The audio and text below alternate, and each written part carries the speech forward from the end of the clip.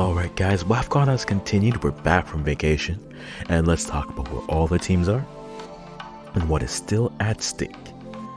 Currently we have already 2 teams ranked and qualified ready to go, and we have a team waiting to see if a team will pass up for a 3rd place spot.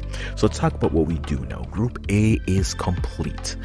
Morocco moves forward on goal difference, topping the group with 7 points, 2 wins and a draw. The draw coming against, of course, Zambia in the first game. But because they have a +3 goal differential, they are the Group A winners, and they are moving on into their slot. And because they're the Group A winners, we know they're going to be playing the 3rd place team of either Group B or Group C. That is complete. So that happened because over the weekend, yesterday, to be specific, Morocco caught past Senegal with a penalty in the 45th plus 2 minutes. So the 47th minute in the first half, winning that game 1-0. Comes to Zambia. Rachel Kudananji scores again. I mean, at this point, if someone not Rachel or Barbara scored for Zambia, it would be an interesting conversation if it happened. But that game is there. They get past DR Congo by the score of 1-0, with Kudananji scoring in the 9th minute. Meaning they also move on with 7 points, leaving them now in a slot where they'll be playing the winner of Group B, which is a fascinating thing. It's where we get to in Group B, who play off today. Nigeria have already qualified, as they have 2 wins, and at this point they're either moving up in 1st or 2nd. Where this group becomes fascinating is the battle from 2nd to 4th, because Algeria has a win and a draw. Algeria with a win versus Botswana and a draw versus Tunisia.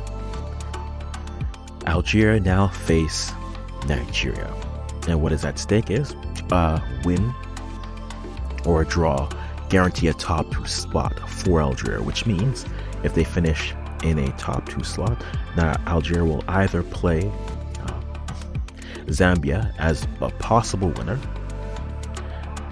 or they would play the 2nd place team from Group C, which we'll get to in a minute. Tunisia is still alive for the 3rd place spot, but also still alive for a 2nd place spot. They can't get to 1st as they only have 1 point. However, a win versus Botswana would vault them into a 4-point win. Depending on what the goal differential in that game is, will open them up for the possibilities of either being in 2nd or even 3rd. Botswana need a win to vault themselves into a 3rd place slot, and goal difference will matter.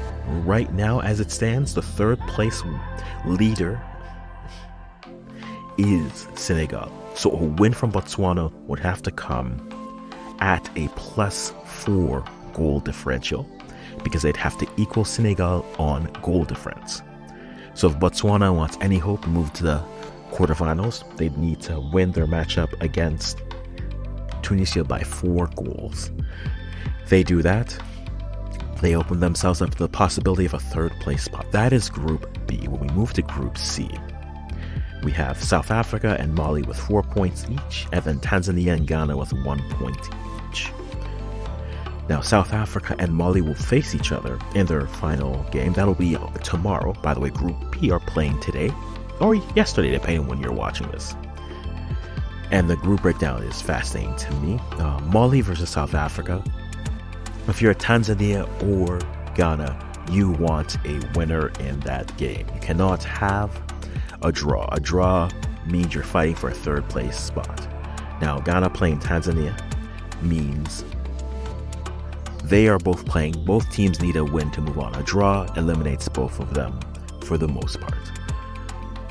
But especially consider what happens in Group B. If you're Ghana or Tanzania, you want a win. A win puts them at 4 points. And then if they want to play goal difference, possibly the 2nd, if South Africa ends up being the group winner in Group C. But that is where we are in terms of that. And let's talk about a little bit of what we've seen. I think the 2nd round of games The match day 2 is in all the groups. Outside of Group A, where goals come aplenty, everyone have been cagey, keeping their chances close, and this is where we find ourselves here. Right now, Golden Boot is between Njai from Senegal and Chabak from Morocco, both tied with 4 goals apiece.